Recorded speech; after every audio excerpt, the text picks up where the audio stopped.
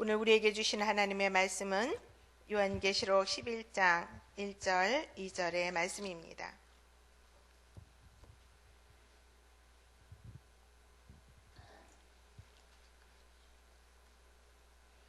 다 찾으셨으면 한 목소리로 함께 봉독을 하도록 하겠습니다. 또 내게 지팡이 같은 갈대를 주며 말하기를 일어나서 하나님의 성전과 제단과 그 안에서 경배하는 자들을 측량하되 성전 바깥마당은 측량하지 말고 그냥 두라. 이것은 이방인에게 주었은즉 그들이 거룩한 성을 42달 동안 짓밟으리라. 아멘. 증인, 그러면 여러분들은 어떤 생각이 먼저 떠오르십니까? TV나 영화에서 나오는 법정에 선 증인의 모습이 떠오르십니까? 우리는 계시록 10장에서 앞에 장에서 보았듯이 요한은 이 묵시의 말씀을, 이 책을 받을 때에 하나님의 사역자로 부르심을 받게 된 것을 기쁘게 생각했습니다. 그리고 적그리스도에 대한 하나님의 심판을 말할 때에는 용기를 얻게 되고 충성스러운 성도들에 향하여서는 구원의 메시지를 선포할 수 있어서 또 용기를 또 얻게도 되었습니다. 그런 의미에서 10장에서 말씀하셨던 것처럼 이 책의 맛은 달다하고 또 그렇게 할 수도 있었습니다.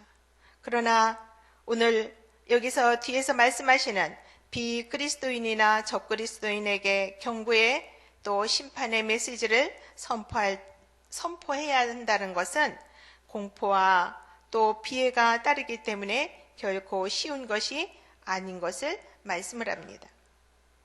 그래서 이 책은 처음에는 달게 받아들일 수 있으나 나중에는 쓴 결과를 가져온다는 경고의 또 묵시의 말씀이기도 합니다.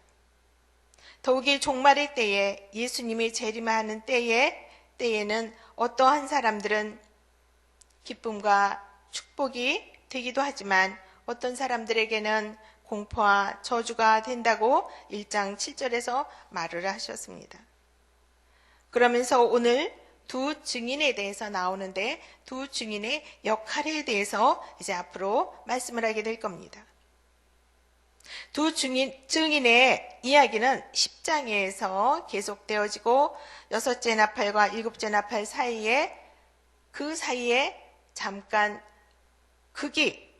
연극이 시작되는 것처럼 오늘 두 증인의 환상도 문자 그대로 또 나오는데 여기서 보면 주석을 살펴보면 이 성경학자들은 거기에 대해서 두 증인에 대해서 말씀을 하는데 하나는 전 인류의 구속사적인 축소판이라고 할 수가 있고 또 다른 하나는 계시록 기록 당시에 교회의 역사를 축소한 것이라고 또 이렇게 학자들은 보고 있습니다. 이런 내용의 말씀을 구체적으로 보면서 오늘 우리에게 주시는 교훈의 말씀을 살펴보도록 하겠습니다. 첫 번째는 보면 1절에서 또 내게 지팡이 같은 갈대를 주었다라고 말씀을 합니다. 갈대를 받아서 하나님의 성전과 제단과 그 안에 경배한 자들을 측량하라고 말씀을 하는 것이죠. 요한은 지팡이 같은 갈대를 받았다고 말을 합니다. 에스겔서 41장 8절에 보면 본래 길이를 재는 자는 갈대로 만들었다라는 말씀이 나옵니다.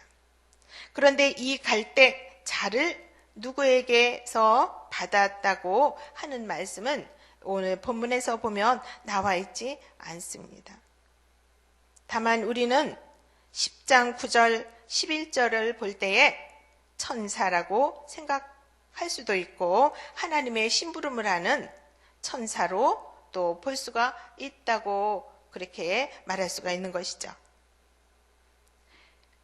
그래서 그러한 지시를 하시는 것을 보면 또 여기에 보면 측량해야 할 대상이 성전과 또 성전에서 경배하는 사람들이다라고 말씀을 합니다. 성전은 보통 성전을 보면 성소와 지성소로 되어 있다라는 것은 우리가 잘 알고 있죠. 제단에는 향단과 번제단이 또 있어서 성전 안 마당에는 번제단이 있음으로 해서 그것을 사람들이 예배하는 사람들이 가까이 갈 수 있는 제단이 번제단이었었기 때문에 여기서 그 측량한다라는 말은 구약에서는 처벌받을 사람을 조사해서 유죄 판결을 내리는 것을 의미했다고 합니다. 그러나 여기에서는 측량한다라는 구약에서 나오는 처벌받은 사람을 조사해서 유죄 판결을 내리는 그러한 것이 아니라 특별히 하나님이 보호하심을 받는다라는 그런 의미로 사용하고 있습니다. 그래서 실제로 성전과 제단을 보호한다라는 그러한 것은 아니라는 것이죠. 왜냐하면 그것은 계시록 당시에 이미 예루살렘 성전은 오래전에 이미 다 파괴되었고 파멸되었기 때문이라는 것입니다. 따라서 예배하는 사람들도 현재 성전에서 예배드리는 자가 아니고 현재 그 없는 성전을 측량하라는 것이 아니라 지난날 박해시대의 신앙을 지키며 충성을 다했던 자들을 상징적으로 말한 것이다 라는 것을 알게 합니다. 그들이 이제는 하나님의 보호를 받는다라는 말씀이죠. 두 번째는 성전 밖 마당을 측량하지 말고 그냥 또 두라고 말씀을 합니다. 여기서 유대의 성전 구조를 실제로 들어서 현 그리스도 교회의 성격을 설명하려고 합니다. 본래 성전과 안뜰에는 이방인이 출입을 할 수가 없게 되어 있죠. 그런데 헤롯 성전에는 헤롯 대왕이 당시에 한 부분을 개방을 해서 이방인의 출입을 허락했다고 합니다. 여기서 그래서 명령은 성전 밖 마당, 이방인의 뜰, 거기는 이방인들이 출입할 수 있는 그러한 구별된 장소를 마련해둬서 그렇게 하고 있었는데 그거는 그냥 내버려 두라고 말씀을 하는 것이죠. 따라서 성전 밖 마당 이방인은 그리스도를 믿지 않는 불신자나 그리스도인을 박해하는 강한 세력이었던 그 로마를 말을 하기도 한다고 합니다. 그래서 이것을 이방인에게 주었은즉 측량하지 말라. 그냥 내버려두라는 것이죠.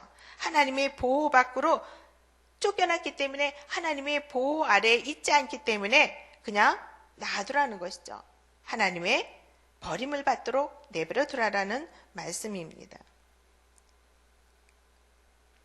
세 번째는 이방인에게 주었은즉 저희가 그 예루살렘의 거룩한 성을 42달 동안 짓밟으리라고 또 말씀을 하는 것을 봅니다.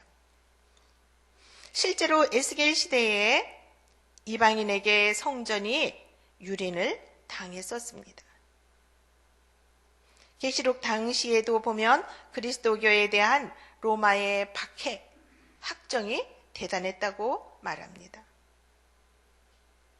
그리고 오늘날 이스라엘에 가면 예루살렘 성전이 파멸되었던 그 자리에 이슬람의 신전이 그 황금 사원이라고 해서 들어선 것도 하나님의 거룩한 성이 유린당하고 있다라는 것을 또 그렇게 우리가 알게도 합니다. 그런데 이 성전은 앞으로 종말론적 시기에 이르러서 또다시 침범을 또 당할 수도 있다라는 것을 말씀을 하고 있는 것입니다. 다니엘서 8장 13절 14절에 보면 이에 대해서 말씀을 하는 것이 또 나옵니다. 3절에 보면 42달이라는 숫자가 나오는데 묵시문학의 날짜 계산법은 민수기서 14장 34절과 에스겔 4장 6절에 보면 1일을 1년으로 계산하고 창세기 7장 11절부터 또 8장 4절에 의해서 보면 1호를 30일로 당시에 계산을 했습니다. 그래서 42개월은 3년 반이 되며 1260일이 됩니다. 9절에서 또 11절에 3일 반이나 12장 14절에 한때와 두때 반때 같은 의미를 가지는 말과 또한 그렇게 동일하다고 합니다. 묵시문학에서 7이라고 하면 완전 숫자라고 하죠. 또 충만한 수라고도 말합니다. 그런데 이 숫자는 단순히 여기에서 보면 반면에 3.5라는 절반밖에 안 되는 반때도 이제 뒤에 보면 나오는데 그러한 것은 단순히 7의 완전수의 반 그것이 아니라 마지막 때에 종말 때에 닥쳐올 고난과 환난이 극도에 달할 것이다 라는 것을 나타내는 그러한 말이라고도 합니다. 실제로 역사를 보면 다니엘이 종말의 묵시를 기록할 당시에 수리아의 총독 안티오쿠스 4세 에피파네스가 유대교의 말살 운동을 시작해서 갖은 박해를 다 했던 그런 것들이 역사적인 기록으로 나옵니다. 그 박해 기간이 기원전 168년 6월에서부터 기원전 115년 12월까지 꼭 3년 반이 되었다고 역사에서 그런 문헌으로 나오고 있는 사실이죠. 그래서 오늘 본문과 같이 거룩한 성을 42달 동안 짓밟았다라고 할 수도 있는 그런 말씀이 여기에 나오는 말씀입니다. 그러나 이 숫자는 단순히 역사적 사실을 증언하는 것이 아니라 종말 때에 긴박했던 그런 것들을 상징적으로 표현하는 말로 받아들이면 될 것 같습니다. 성도 여러분, 현대는 저마다 사람들이 다 자기가 잘났다고 합니다. 자기의 부족과 허물은 보이지 않고 다른 사람의 허물만 보이고 이기적인 죄와 악이 만연한 세상을 살아가고 있는 저와 여러분들은 그런 세상을 바라보면서 그런 세상 속에서 살아가면서 무엇을 의지하며 살아가야 될런지, 역사를 주관하시는 분은 하나님이시고 정의와 공의로 심판하시는 전능하신 하나님이 마지막 때에 하나님은 우리 모든 사람들을 측량하실 때가 반드시 온다라는 것입니다. 따라서 우리는 하나님이 우리의 소망이시고 구원자이시기에 우리가 경배해야 하고 찬양해야 할 분은 오직 하나님 한 분이심을 믿고 우리의 인생 끝까지 믿음의 경주를 잘 해나가야 될 것입니다. 그러면 하나님은 우리의 믿음을 통해서 역전의 기적을 또 체험할 수 있도록 우리를 붙들어 주시고 또 주님이 우리를 붙들어 주시는 그 힘을 통해 축복의 통로로 사용하셔서 하나님의 영광을 위해서 더 아름답게 살아가시는 저와 여러분들이 다 되어지시기를 주님의 이름으로 소망합니다. 다 같이 기도하시겠습니다. 사랑과 구원의 아버지 하나님, 우리를 죄와 사망에 구원하시기 위해서 친히 십자가를 짊어지시고 어린 아기 예수로 탄생하셨던 주님으로 인하여서 오늘도 감사를 드립니다. 하나님의 핏된 거룩한 자녀들로 오늘도 살아가기를 소망합니다. 복된 주님의 통로가 되어서 이 땅에서 하나님의 말씀을 대로 살아갈 수 있는 저희들이 되도록 도와주옵소서. 언젠가 주님 앞에 우리가 설 때에 주님 앞에 아버지 하나님 측량당하는 그러한 날이 있음을 알고 우리가 더욱더 겸허히 하나님 앞에 겸손하게 나갈 수 있는 저희들이 다 되도록 도와주옵소서. 오늘도 거룩하신 주님이 동행하시고 함께하여 주실 것을 믿고 주 예수 그리스도 이름으로 기도드리옵나이다. 아멘. 공동기도문 선교입니다. 모든 민족과 나라에 십자가의 복음을 전하도록 온 세계에 12개의 선교센터를 세우게 하옵소서.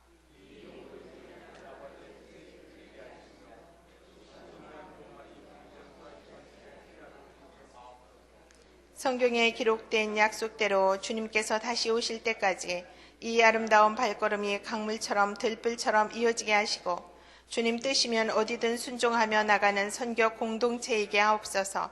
한 사람을 사랑하고 찾으시는 하늘아버지의 마음이게 하옵소서. 아멘. 주님이 가르쳐준 기도하시겠습니다. 하늘에 계신 우리 아버지, 아버지의 이름을 거룩하게 하시며 아버지의 나라가 오게 하시며 아버지의 뜻이 하늘에서와 같이 땅에서도 이루어지게 하시고 오늘 우리에게 일용할 양식을 주시고 우리가 우리에게 잘못한 사람을 용서하여 준 것 같이 우리 죄를 용서하여 주시고 우리를 시험에 빠지지 않게 하시고 악에서 구하소서.